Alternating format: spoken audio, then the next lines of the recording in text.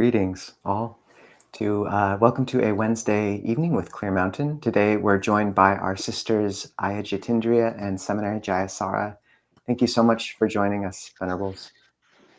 It's a pleasure. So we usually would introduce you both, but actually we wondered if each of you would just do a brief introduction of the other, just giving a little bit. We thought that'd be kind of fun. We Something different. sort of be each other's hype woman. So Hype woman. What, do you want to go first or shall I? I don't know. I'll go. This is the Samaneri Jayasāra. Samaneri Jayasāra. Let me see. She was born in Melbourne, Australia.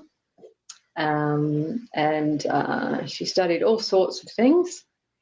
That got into spiritual. Most of which I can't remember. Got into spiritual search very young, and ended up finding the Buddha Dharma at a young age, late teens, early 20s. First through Krishnamurti, then through the Goenka practice, and then connected in with Thai forest practice, Thai forest Buddhism, Theravada practice, and eventually found her way to ordaining as an anagarika in Western Australia with Ayya Vayama. I can't remember the dates. 2000-something, 1, 2, 3. And she was over there for a year or so, and then moved to England, where she spent time as an anagarika at Amravati and Chithurst for another little while. Then she left the monastic life and worked in various kind of capacities before taking robes at Santi Forest Monastery as a 10-precept nun in 2018. And is that too long? Or? No, that's great. That's the story. This is Ayya Jitindriyā, who came up, probably had her early insights through art and inquiry, and then followed that inquiry and existential angst and ordained at a very young age as a Siladhara in Amravati when she was only 23 or something, very young. And you were there, 23, 24. And then was a Siladhara for nearly about 17 years and spent time at many different monasteries, but primarily at Amravati and Chithurst, and then time at Abhayagiri for a bit. And then in her 40s, she had another existential crisis in relationship to the Theravada structure and patriarchy, and decided to walk away from it for a while and contemplate it. And undertook psychotherapeutic study with the Karuna Institute in the UK, and practiced as a psychotherapist, as a Buddhist psychotherapist. And then for all sorts of weird reasons was drawn back to Santi Forest Monastery, had another calling. Ajahn Chah was calling her back and myself back, and we both ordained in 2018 as Samaneris there. And now we live in Viveka Hermitage, where we practice in a small community of 2, used to be 3, but our cat was too old and decided to depart. So here we are. That's us, and that's Ayya Jitindriya, and she's a very good cook. Okay. Thank you. That was perfect. Having resolved to stay a 10-precept nun. Well, yeah, thank you very much for that intro. I think how we both first became more familiar with you both is from the Wisdom of the Masters YouTube site, where Venerable Samaneri Jayasara, you'll read just great, fabulous writings from all sorts of different spiritual traditions, and would highly recommend that to anyone who hasn't yet come across that website, that YouTube page. We thought to maybe, we've had one conversation with you before, which was rather wide-ranging, actually with each of you. We thought maybe just to speak tonight about practicing Dhamma in dark times, practicing Dhamma when there's so much that's pulling attention and so much going on in the world these days. And yeah, just curious if you have, what does this mean? When we were kind of corresponding about what to speak about, this idea of practicing Dhamma in dark times, how do you frame that in your own minds? Maybe you could start with Venerable Jitindriya. What is or Samaneri? Either way. Elders first. Okay. I do know some of the training. I had initially thought Jayasara because she'd said practicing in dark times, but it is very challenging times, these modern times. I mean, I can't help but mention, especially in your side of the world, there's so much chaos happening at the moment, socio-politically speaking, but it's I don't know if you realize it, but it's very big in the world for all of us, and watching what's playing out. So that does key into our perception as well. Things are changing really fast in a world that's become more like a global village. So what happens in one part of the world, particularly in a place like America, can seriously affect everyone all at once in very, very big ways, as we can see. So it's extremely challenging for people. The wars we can talk about. There's always been wars in the history of humanity, but the way they play out these days, both in actuality, but also through digital media, streaming directly to everyone's eyeballs and brains, has a huge impact on individuals, as well as obviously those in war zones. So increasingly, I don't know, we're finding that a lot of people are connecting into the Dharma teachings through the wisdom of the masters. A lot of people who would be otherwise very isolated, actually, from any spiritual teachings, let alone the Buddhist Dharma. And it's just amazing how many people are reaching out and saying what a challenging time they're having, but boy, how helpful it is to have these teachings in their lives. So we'll let Jayasara express a bit more. Yeah, I mean, as you said, it is very interesting times, and they were always predicted to go that way, not just by the Buddha, but by other masters, with a lack of morality and ethics and just a lot more confusion. But you also see at the same time that pushes us to, if we're fortunate enough and have enough seeds of wisdom, to look for deeper answers. So I think there's some positive things that can happen when things seem to be becoming more chaotic and confusing. And whether they in fact are, or it's just that we're getting fed more of the information about it, who knows?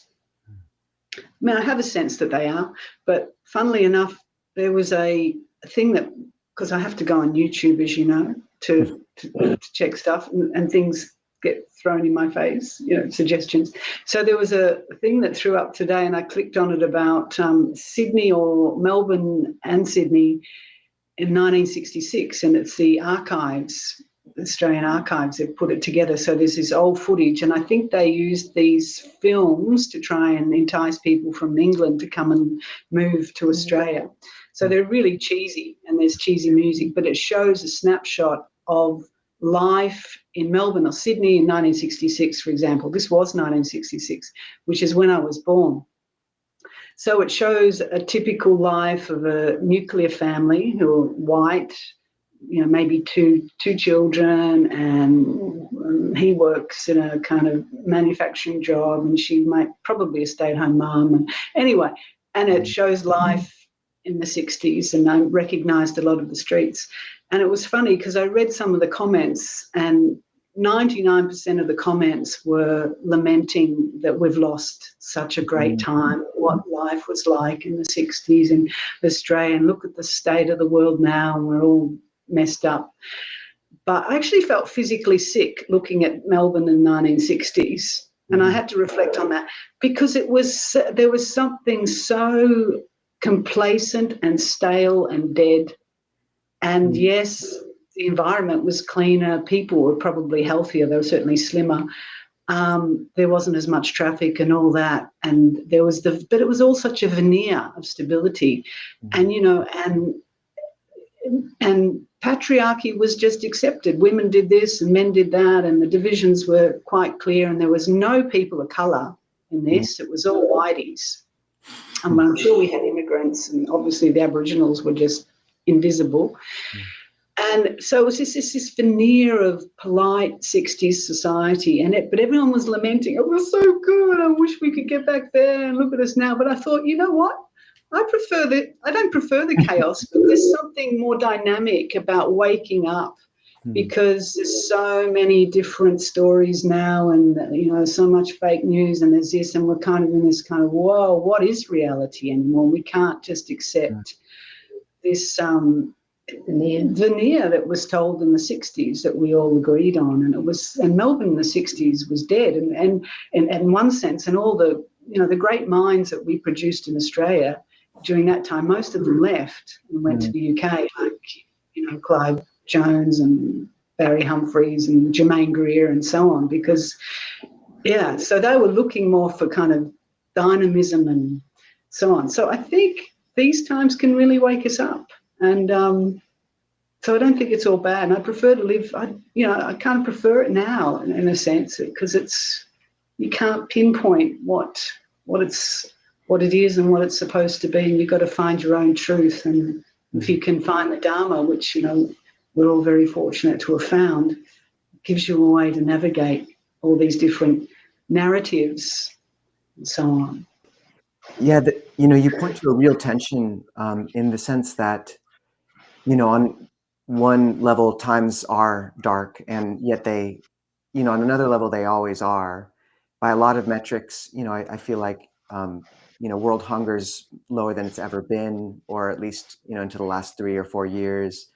The number of wars and deaths by war is lower than it's ever been, despite, I think that's an accurate statistic, or nearly, despite the publicity and brutality and real tragedy of the wars that are apparent. And there does seem to be a conceit in every time that it is the worst of times. You know, if we'd lived in the 1970s or 60s, we would have been looking up, you know, for the next bomb to fall and obliterate. So, you know, so on one level, how do, as practitioners, and Hegel said that evil lies in the gaze that sees evil all around it. So on one level, what do you see as the difference, how a practitioner distinguishes or navigates that line between equipoise and a real sense of perspective, looking at the wars that were prevalent in the Buddha's time and how he navigated that sense of equanimity and caring for one's own heart, and acknowledging that this is samsara, samsara is samsara is samsara, versus an indifference and apathy. What advice would you give to people trying to walk that line, and just any reflections?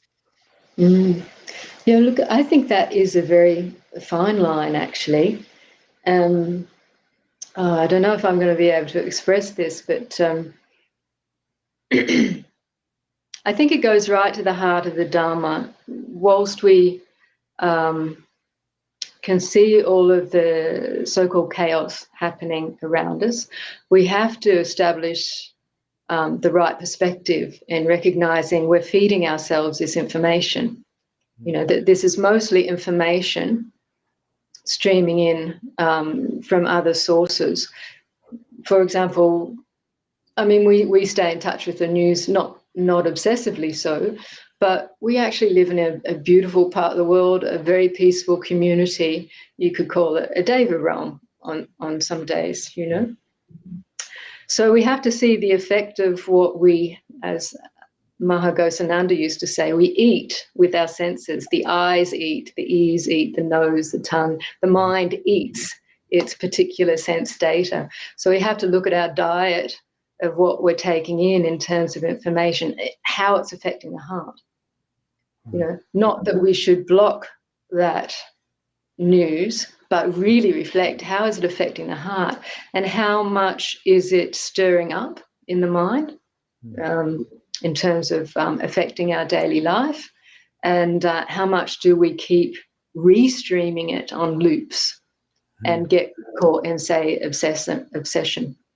Now, we don't necessarily need outer media to do that. We can get caught on obsessive loop tapes with regards to our own memories, for example, or our own anxieties and fears. But we have to start to get really clear about what's incoming data, sense impressions, and how it affects the heart, and how we re-loop, feeding our own fear and desire, feeding from our own fear and desire. So getting clear on that level is one point, but also getting clear on the level when it comes to non-duality, like you were talking about a balance between equanimity or equipoise and indifference. And I think in terms of what's right view, you know, the Buddha's balance between eternalism and nihilism, that really middle way balance between neither affirming or denying, is actually important here. So even though we're getting certain information, how real is what we're experiencing, you know, as opposed to just seeing this is sense impressions and what we create of that. So this isn't denying what's happening in the world or usurping potential activity for goodness and well-being, but we have to get clear on what's happening internally, as well as how we're relating to the external. Thank you. I don't know if that was great. Too abstract. Samaneri Jayasāra, did you have anything to add? No, just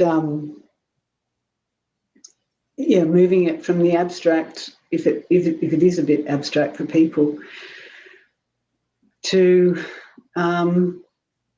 taking some of these concepts that we're being introduced to through Buddhism or wisdom of the masters, and just coming back to how is it impacting me, and looking at some of the emotional terrain that gets triggered by this, and what supports we need, and how we're responding in the world. I mean, that's all good data. That's what we need. It's like what's happening for us in terms of our relationships, our health, and so on. That's all. Yeah, I'm curious. I really do appreciate hearing the non-dual approach that you read so well, Samaneri, and the teachings are very inspiring in a certain way. But I do find it a little bit confusing, like on the level of from just being myself more familiar with the language of Theravada, which is largely dualistic. It is a dualistic teaching, what's wholesome and what's unwholesome, and a monastic path of more seclusion, renunciation, stepping back, versus a lay path, which is less seclusion, less renunciation.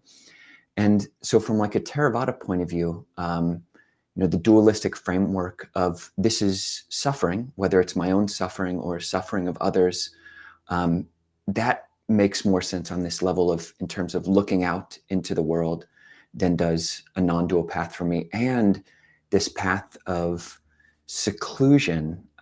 So yeah, how do you square those two aspects, comparing a Theravada versus a Dzogchen non-dual aspect of both seclusion versus engagement, and suffering versus a way of looking things which doesn't actually draw so many distinctions between suffering and non-suffering?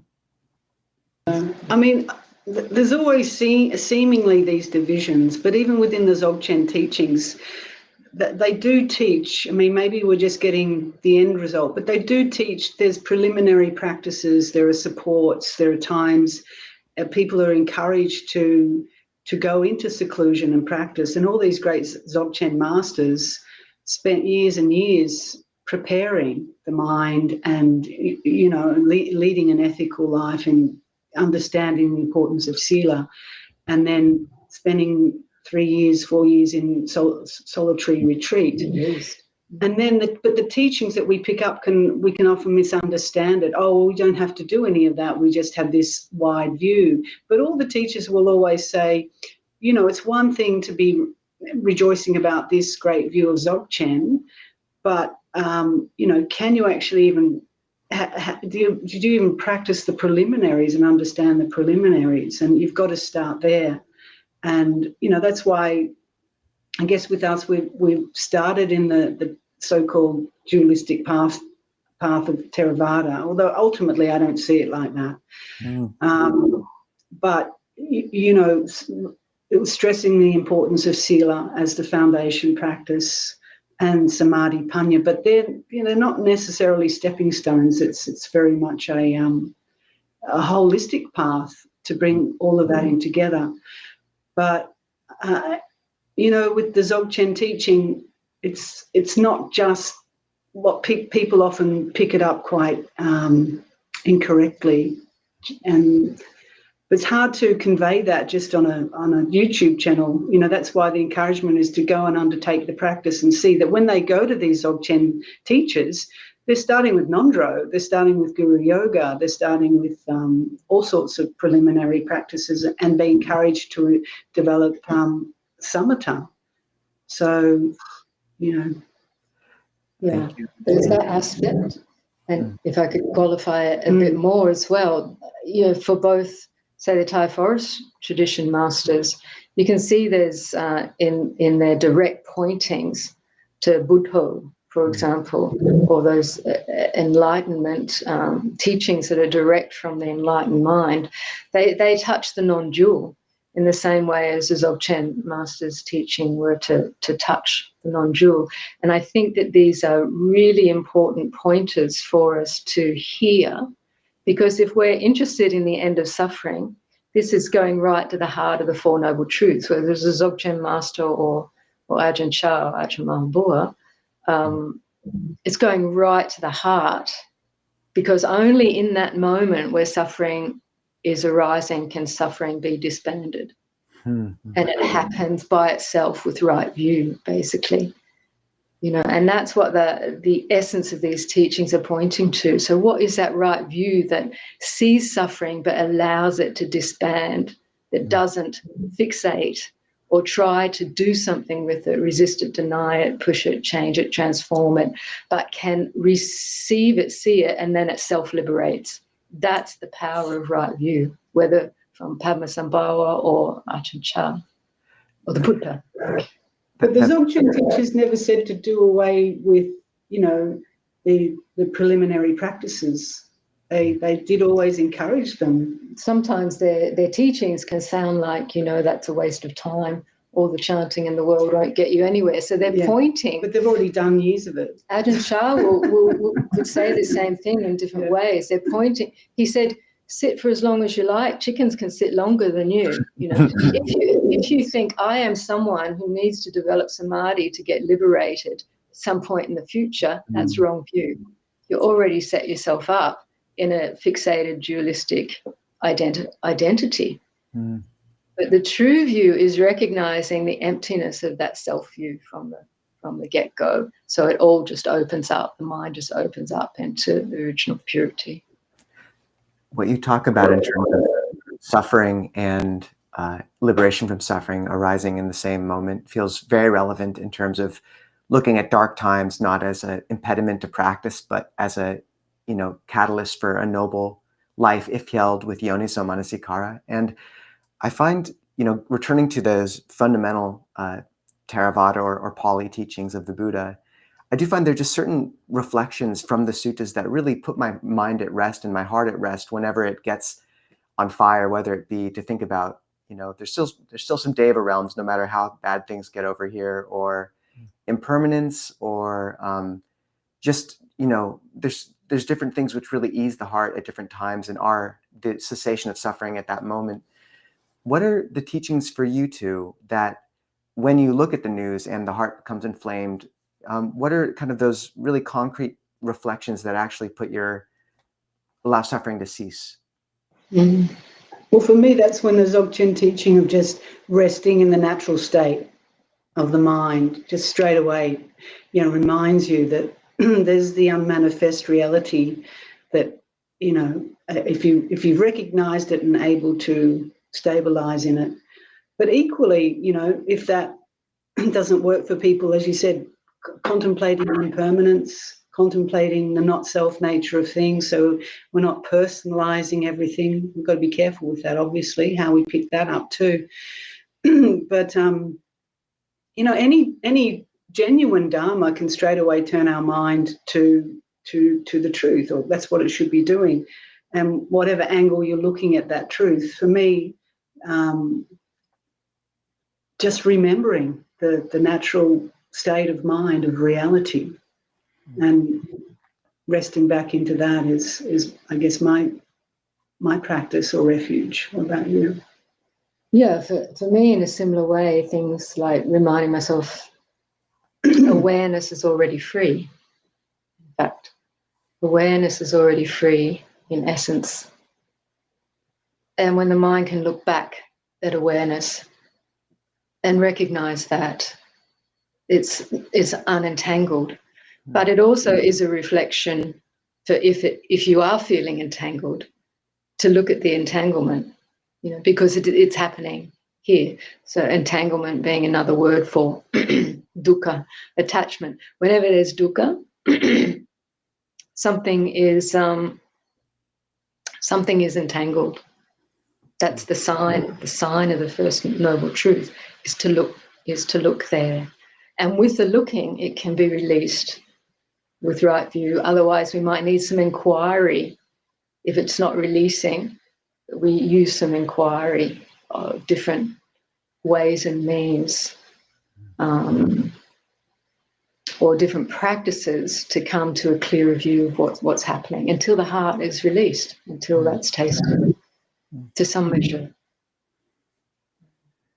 Yeah, so just to name something we've been kind of alluding to is, right now it's June 2025, and right now there have just started to be these very large protests in LA that are going on. And curious, even the language of protest is one which would seem to go against a Dzogchen view of just resting in a natural abiding.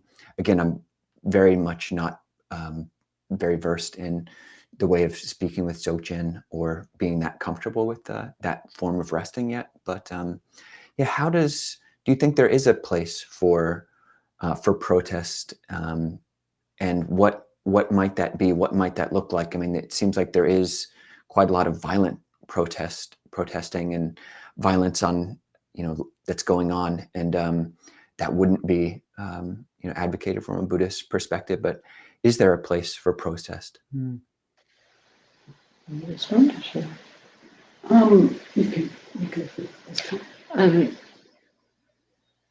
I think you can protest whilst resting the mind in awareness, and you can protest while not resting the mind in awareness.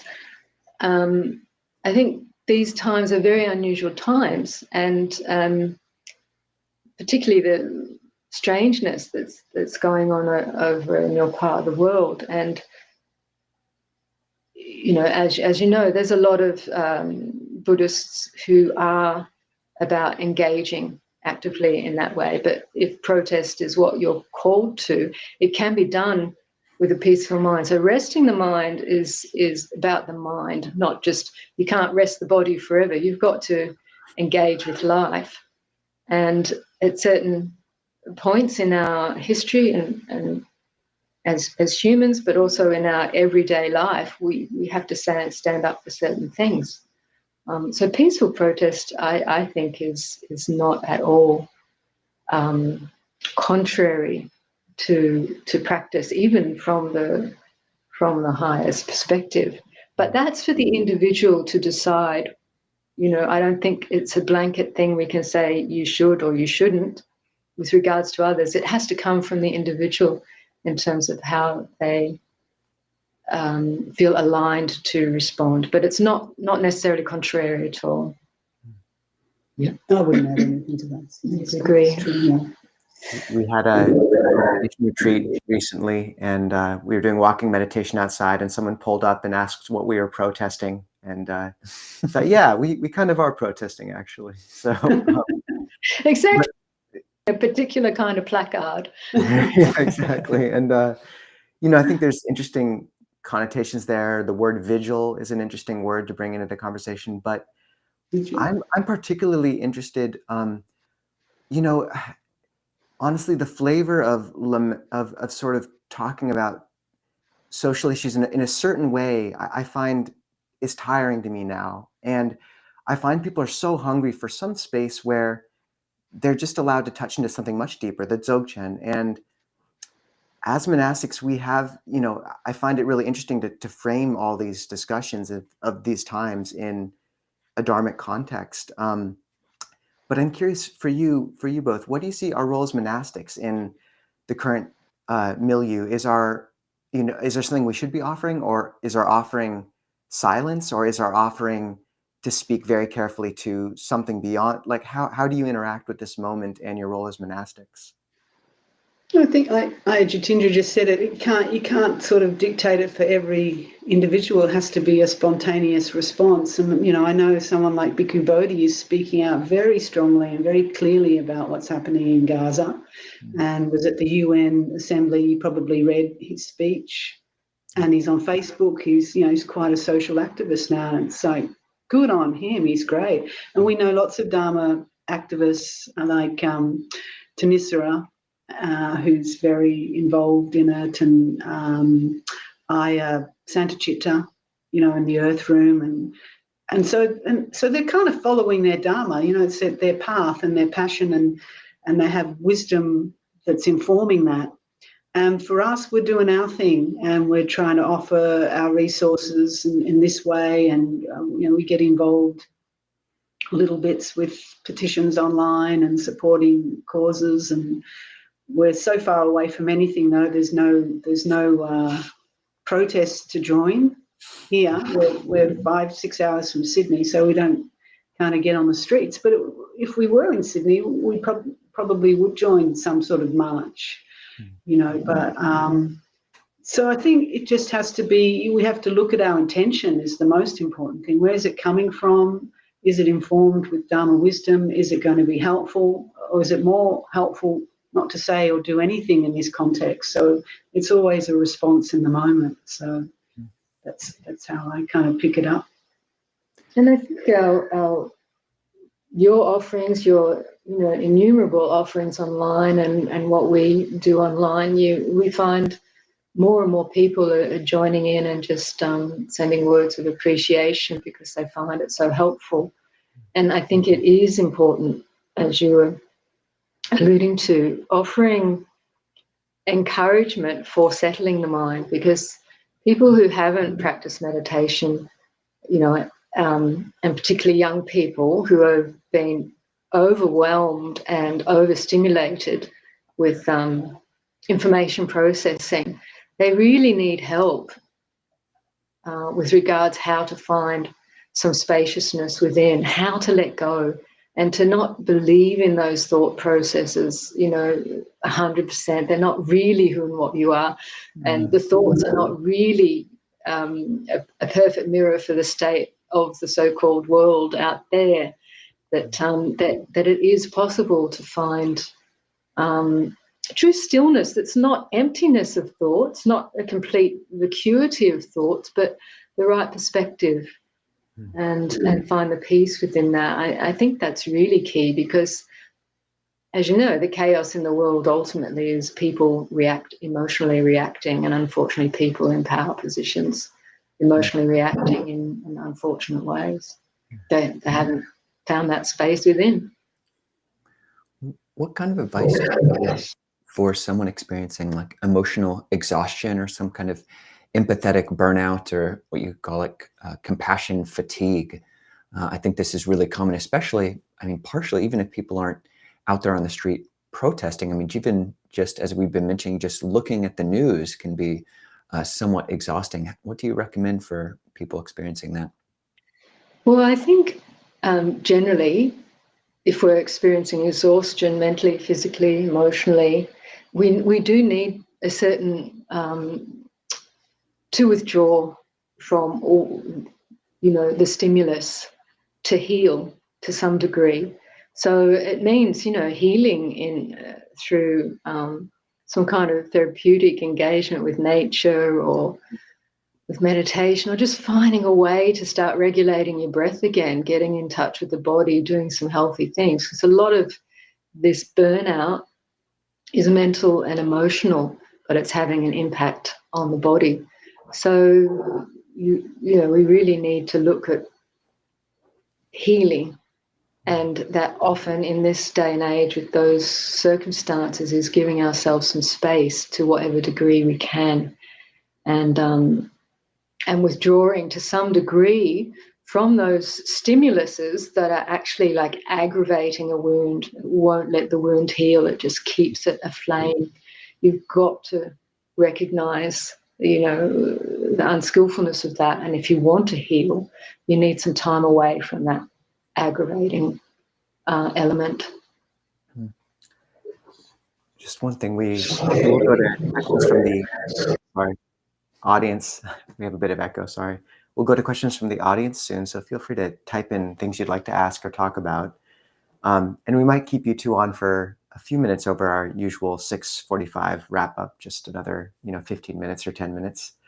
But one question I wanted to ask is, Ayya Jitindriya, you used to be a psychotherapist. If the world was your psychotherapy patient right now, what would you tell us your regimen or your questions for it? What would you talk to it about? It's hard to, it's a little bit hard. I mean, that's a massive kind of, so many different pockets of the world that are displaying different things. So, I even forget the psychological term for multiple personality syndrome. You can pick one if you want. Yeah. Yeah, to put it in one word, I just chill. Chill it. And the big dudes that are wielding the power is like, stand down, for goodness sakes. What the hell are you doing? Just stand down. Just be still for a minute.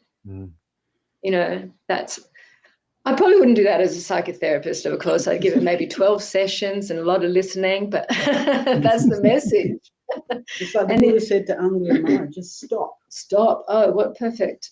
Yeah, remind Angulimala. Said you stop. Just stop. And people can't stop. And that's really important.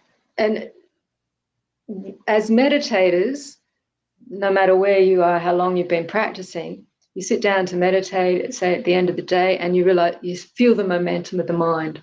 We all have it, no matter how long you've been meditating. For a while, there's momentum. And it's really good to be able to sit still and stop and just watch the momentum, get some perspective. Because if you don't, you just get washed along with momentum, whether it's skillful or unskillful or a mix of both. So the stopping first on the physical level, learning how to connect with your breath again and breathe in a healthy way, not forcefully, but just through, okay, yeah, that feels better, because most of the momentum that people are caught in is very frenzied, and unfortunately that's the case even for people in a peaceful society who are trying to keep up with a few jobs and a family and commuting and whatnot. It's not necessarily a healthful way of being that our culture is telling us is ideal. That this is what we have to wake up to individually and as a whole. We have an audience question. Sorry, we're doing a navigation between popping audience questions up and not echoing. So since we have to kind of batch these a little bit to allow for fluidity of movement, one question for you, Samaneri Jayasara, from the chat is, what inspired you to make these beautiful YouTube videos? And after that, one question for you, Ayya Jitindriya, is, as a Buddhist psychotherapist, what teachings did you find in psychotherapy that were especially helpful for patients? Did I get it right? Or was it what Buddhist teachings were helpful? Just a second. What teachings did you find helpful for your clients, and how did you help them use them? Okay, so those are the two. Okay. So in terms of the recordings, they were initiated through my own interest in making them for myself, and I think I said this on our original interview, was I was just recognized that the teachings would go in even deeper if I could hear them rather than just read them, and reading them in a meditative sort of way. And then music can help, just relax the mind and take you into that non-conceptual realm. That was the initial motivation. It was just for ourselves. Well, for myself, I shared it with Ayya Jitindriya and she liked it. And then popping it up on YouTube, then the inspiration came from people who were inspired by it too and who found it helpful. So it was really, it was getting that feedback that this is helpful. Can you do some more? And I was doing them for myself and thought, well, it's not, if they're helpful for 10 people out there, 20 people who might get it, then it's easy enough to pop them up. And then, as we've talked about in this interview, that it's been really amazing to get that feedback from people that it's helping their practice deepen and helping them navigate these difficult times. Because when you listen to the Dharma spoken, in whatever genre it's coming from, whatever tradition, it helps point us back to the truth and to find that inner stillness and that truth within. So that's the motivation now, is to just keep offering it. So it's my service, and I'm not doing much else. So this is my offering. So it's inspiring in that way. And I'll just add a piece. I think it brings all of her talents together, worldly and spiritual talents. So she's able to produce these. She has phenomenal she manages to produce so many, and easily. Whereas for me, I'd be lucky to get a quarter of that output. Well, she's a perfectionist, and I'm just like, oh, it's good enough. And it doesn't feel like it's, it's very much coming from the inspiration of the masters and the energy that I get from that, and that comes through me. And so I don't take it all that personally. I take it as just a flow of Dharma. And we know this ourselves when you give Dharma talks. Ajahns, where did that come from? It didn't come from me. It didn't come from me thinking about it. It just, some energy comes through you. And the Dharma has that power to communicate and to help transform. So it's like a transmission. So if it keeps coming through me, I'll keep offering it, if it feels right. That's if it's helping people, that's the main impetus. So we both learn so much from all of it. Yeah. We get a lot. We use the recordings as an ongoing practice as well. There's a certain edge to it that's unfolding with the different teachings that come through. Yeah. But with regards to the question, to me, I think I understood it. How would I guide a client with helpful Buddhist teachings? Was that? Yeah. Which Buddhist teachings did you find meaningful to give to your clients and helpful?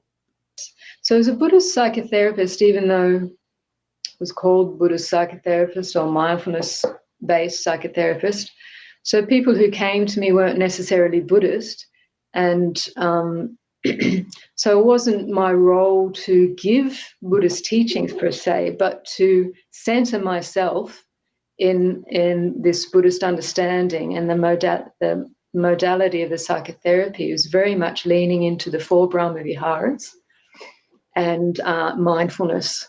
and establishing an axis of awareness, both of what was going on in this body-mind as client, but also creating that skillful holding field, being open and sensitive and equally aware to what was going on for the client. And then leaning into the 4 Brahma Viharas, who's this love and kindness, which is openness, friendliness, respect, compassion, sympathetic joy, and equanimity, as it moved instinctively. These 4 Brahma Viharas are accessible at different times within the therapeutic engagement. And just providing that holding space, it's really the client brings whatever they need to into that space. And as a therapist, one's encouragement is a gentle inquiry into what's happening now and how is that for you, with no goal in mind. We're not trying to fix anyone. We're trying to hear and see what's happening in this space and accept it and breathe with it. So it's very much a mindfulness-based holding. And it's tremendous the insight that would happen for the client into what was going on for them just by holding that space with that gentle inquiry, with those dhammas. Sorry, I accidentally muted you. Sorry. I just meant with those skillful dhammas. Another question. I've had, last time we spoke to you, you did have Mudu, I believe, the cat there. Sumedho. Sumedho. Very soft. And, I've talked to, we're constantly talking to people who are losing loved ones, people close to them. And on the one level, you want to honor the tragedy and poignancy of a loss. On another, you don't know if maybe it's more skillful just to acknowledge the normalcy of birth, aging, and death. On another level, maybe it's most wholesome simply to encourage them to widen their gaze to this being indicative of the whole catastrophe and the compassion that can bring forward from the heart. How do you advise people to deal with loss? And yeah, what are really helpful means when people lose that you give to them? Would you want to respond? Well, we're not really advising people how to deal with loss, but this is what you said. Why not be able to hold all of that? Yeah, all of that you said. It's just this is the nature of reality. There's grief and loss is a natural part of life, and the pain of that is natural as well. So it's not an either or situation. It's just being willing to flow with everything. But if there's wisdom there, then we don't have to get lost in that pain. At the same time, we acknowledge grief and loss, but we don't have to get drowned by it. And then the Buddha Dharma brings us back to understanding that this is the way things are, where there's birth, there's death, but not in a callous way, in a very open, compassionate way. So the first response, I feel the first skillful response is compassion and empathy. Because if you go in with ideas of impermanence, it's an idea that doesn't reach the heart that's grieving loss. But the openness of mind and compassion and the feeling with another's pain is very important to actually help them accept the pain first. That's the first important response for the individual towards themselves, but also if we're supporting another in loss, is really opening, listening, and empathizing. And then intuitively, in conversation, you can reflect as is appropriate. It's very much as is this person open, ready to reflect upon change and impermanence. I think if you bring those ideas in first with someone who's actively grieving, it can often just not be the right medicine at that point in time, but definitely at some further stage.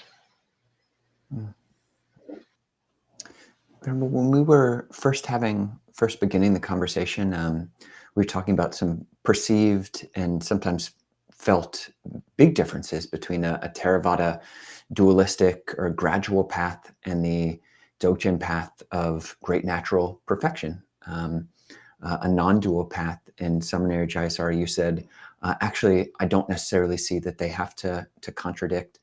Could you maybe speak to, because for me, sometimes on the level of theory, it is sometimes hard to reconcile them, but maybe on a level of view, it's less problematic. But just curious if you could speak to that way of finding this consilience or finding this way that they're not in contradiction to one another.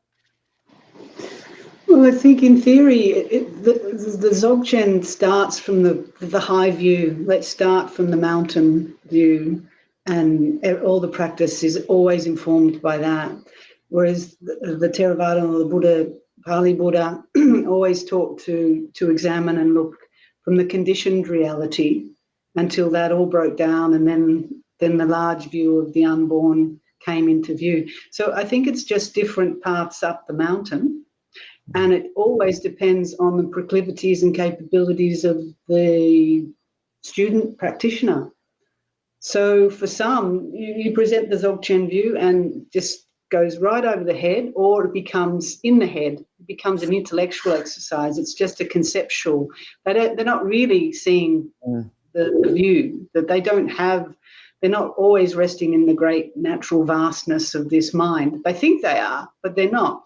And then their behaviour, their actions are contradicting, you know, what someone with that view how they would respond. So but, you know, we don't know where people are at and what they've come in with and what they understand and their past life practices.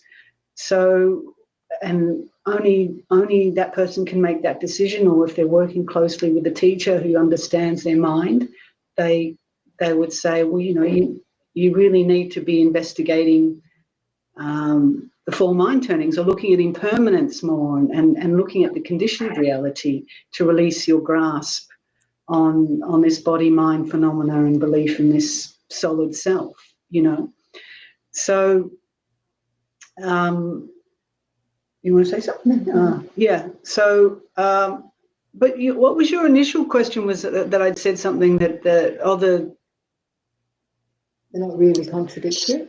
Yeah. Well, ultimately, when they're pointing to the ultimate reality, they're not contradictory. But all these words on paper can always sound contradictory, or teachers say different things one day to one person and another. So you can always find contradictions with words. But it always has to come back to the wordless practice and realizing it for oneself. And so I can just babble on about it, and it's just kind of meaningless, really. You know, might point someone towards it, but it's only when someone sees it directly and understands and has that intuitive aha moment, and lets go of all these concepts and views and opinions and paradigms and traditions and scriptures, and sees it for themselves, then there's no contradiction in the teachings, because it's all pointing there, but it's just which path are you going on at what time, and what is your capability of understanding it. So there's no one right path, perfect path for the same person, for everyone. You know, everyone's so different. I'm curious if do you ever find that that view of the great natural perfection, or one's actual practice of that it might subtly like undermine a monastic life or a life of renunciation, that if everything is perfect, then why am I living this hard life of stepping back so much? Whereas like in a Theravada view, when things are much more gradual and you're looking up the hill, it makes so much sense that I'm making effort to walk up it. Yeah. I think you can see the view of the great perfection in the Theravadan path too. It's there. If you listen to Ajahn Sumedho lately, he's always saying, you're all perfect. If you don't believe me, you laugh at me, I say you're all perfect. He's seeing the natural great perfection in everything. There's no contradiction, there's no liking, disliking, there's no better, there's no worse. And he's come to that through this Theravada path of letting go, not grasping, and that includes not grasping the teachings as well, or the teacher. and when we look at like one of the first fetters, Silabata Paramasa, attachment to rules and practices, observances, rituals, cultural ways of being, you know, we can get attached to a particular way of being, a particular way of wearing robes, particular way of practice, and think this is the right way and everything else must be the wrong way. But ultimately you've got to look at the mind. What's the mind doing with any of this? And certainly, you know, when you look back at your practice, and even for you looking back at your early adoption of this teaching and training, you will have seen yourselves come a fair way since those first months and years of picking things up. And you pick them up quite tightly. We inevitably pick up these things with our limited views and with the kilesa that are still hidden in the mind. But we think we're doing the right thing, but all the while there's stress that we haven't fully seen yet and hasn't been unraveled. So in that sense, it's a gradual path. You know, with this nutshell of the Four Noble Truths, you can keep looking at that. Where is the suffering? Where is it arising? What's going on in here? The Buddha said it's possible for suffering to completely disband. That means here and now. Not when you're a perfect samana, no more BO. You know? High bar. Right here and now. That's the possibility. So I think that's the inquiry. Where's the stress? But, you know, we're so inured to stress, we don't even know we're stressing. So it's layers. It's the onion layers that we work with, layers of stress until it's all gone. And sometimes the Dzogchen view can be like this amazing syringe that just pierces right through to the deepest layer and just pop. And for a moment, all the layers fall off. When we talk about the wordless and these different kind of also defilements which can be let go of, Ajahn Kovilo and I long ago were giving a retreat on the different kinds of craving, and one for becoming, and reflecting that becoming is the craving of mid 30-year-old monks, and just in terms of creating a monastery and all this stuff. And just speaking with you both, there's a real almost relief for me just seeing the kind of quiet and content life you both live. It genuinely feels grounding. And so just, you know, this is only our second conversation, but we've really appreciated it. And if things go too badly in the US, maybe we'll come over your way. But in the meantime, we just are very grateful for what you give and provide and for joining us today. So You're welcome. Likewise, lovely to chat with you. Yeah, may all the Deva blessings and Buddhas and Bodhisattvas bless your new venture, and we would support everyone in Seattle and further afield who you're desperately going to need these supports. We would love that if that could go out. And in the meantime, I think we'll be moving to a more intimate forum on Zoom. For those who want, I've posted the Zoom link into the chat. And Samaneri Jayasara and Ayya Jitindriya will be joining us there. So feel free to click on that link, and we'll see you over there in a few minutes. And Venerables, sisters, come visit us in Seattle in not too long, if you have the chance. They may not let me in. Oh, fair. We'll do our best. See you soon.